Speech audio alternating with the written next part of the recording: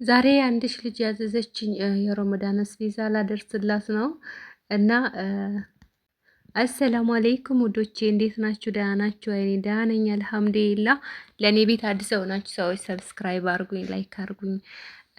ወዳችሁ ስለምትከታተሉኝ ሰብስክራይበሮቼ ከልቤ አመሰግናለሁ። ወዳችኋለሁ፣ አከብራችኋለሁ። እና ዛሬ አንዲት ልጅ የሰፈሬ ልጅ ናትና ኦርደር አዛኝ ነበረ እና ይሄው ገዝቼላታለሁኝ ላደርስላት ነው። በዚህ አጋጣሚ ያዘዛችኝ ልጆች ይሄን ግዢልኝ የምትሉኝ እኔ ታውቃላችሁ ኢትዮጵያ ነው የምኖረው።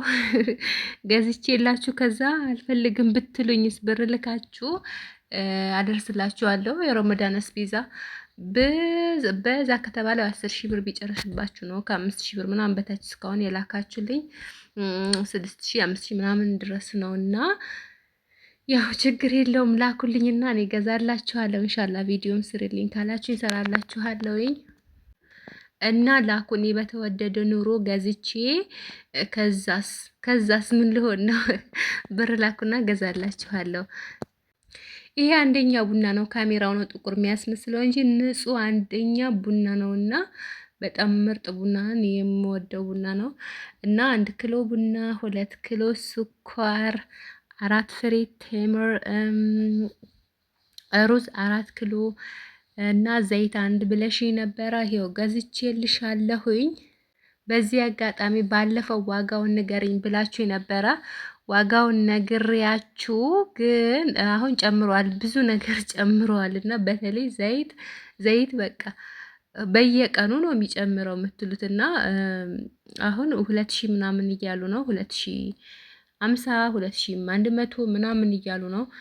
በቅርብ ጊዜ ነበር 1,008 የነበረው። ወላሂ ወር አይሞላምና ኢትዮጵያ ላይ እዚህ ሀገር ላይ ትልቁ ችግር ምን እንደሆነ ታውቃላችሁ?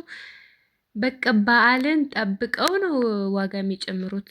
ሌላ ሀገር በዓል ሲደርስ አዲስ ዓመት ምናምን ረመዳን እንደዚህ ሲደርስ ብዙ ዲስካውንት አለ፣ ኦፈር አለ እና እኛ ሀገር ግን ደብቀው እንትን ልክ በዓል ሲደርስ አስወድደው ይሸጣሉ። እንግዲህ ማያልፍልን እንደዚህ ይመስለኛል እና እኔ ብቻ ልብላል እንላለን ስግብግቦች ስለሆን ይመስለኛል። ቴምር ስትገዙ አትሸወዱ።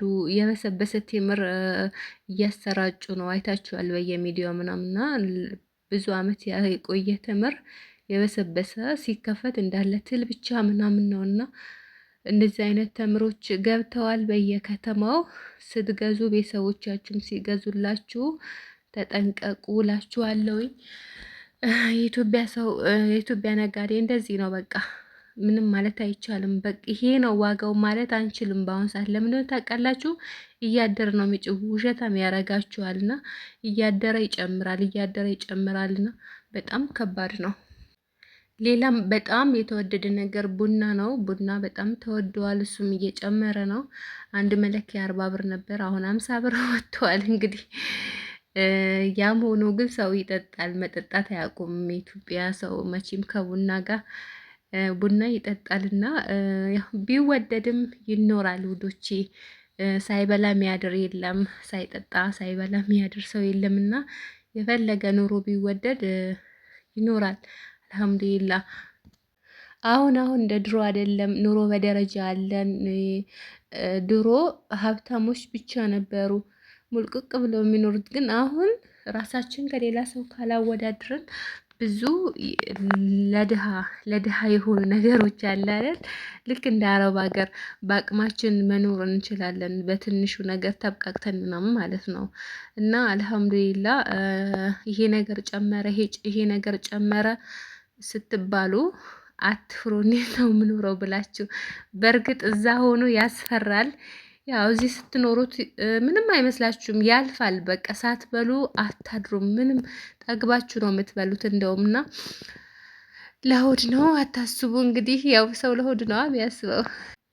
እና ስራ መንቀሻቀሻ ካላችሁ ይሄ ቤት ክራይ ምናምን ያስጨንቃል። በቤት ክራይ ማትኖሩ ከሆነ በራሳችሁ ትንሽ የምደሳሳን ቤቱን የራሳችሁ አንዲት ክላስ ለምን አትሆንም? የራሳችሁ ቤት ክራይ ደርሷል ክፈይ ውጪ ምናምን የሚላችሁ ሰው ከሌለ በራሳችሁ ቤት የምትኖሩ ከሆነ በቃ በትንሽ ነገር የእንቁላል ዶሮ ማርብታችሁ ይሁን ዶሮ ገዝታችሁ 10 ዶሮ ቢኖራችሁ አንድ እንቁላል 25 ብር ነው። 30 ብር የሚሸጥበት ከተማ ላይ አለ። እንደዛው በትንሹ ተብቃቅታችሁ ትኖራላችሁ። ያኔ እየደከማችሁ እያመማችሁ አረብ ሀገር ላይ አትስሩ። ግን ጤነኛ ከሆናችሁ ህልም ካላችሁ ስሩ፣ አትምጡ። በባዶ ኖ አላችሁም። ግን አሁን ረዥም ዓመት የሰራን ያመናል። እኔ የወገብ ህመም አለብኝና 10 ዓመት ምናምን እየሰራን ልጆች ብዙዎቻችን የሆነ በሽታ አለብንና ያን በሽታ ተሸክመን ሳንወልድ ጊዜያችን ሄዶ ምናምን በቃ ዝም ብለን መዳም ቤት ባክነን ከምንኖር መተን በአቅማችን መኖር እንችላለን። ራሳችን ከማንም ጋር ሰው ሳናወዳድር ተብቃቅተን መኖር እንችላለን። ለመኖር እኮ ነው ወላሂ። እና የምታዙኝ ልጆች ከልቤ አመሰግናለሁኝ። ሌሎቻችሁም ግዢልኝ የምትሉኝ ብር ሳልኮ መግዛት አልችልም። እኔም እናንተም ተረዱኝ እንግዲህ ገዝቼ ላሽ ብትሉኝስ? እና ብራችሁን ልካችሁ ገዛላችኋለሁ። እኔ ቡታጀራ ነኝ። ቡታጀራ አካባቢ ያላችሁ እርቀት ቦታ አልሄድም። ቡታጀራና ቡታጀራ አካባቢ ምናምን ያላችሁ ልጆች ኦርደር አደርስላችኋለሁ ኢንሻአላህ። አመሰግናለሁ ውዶቼ። ቻው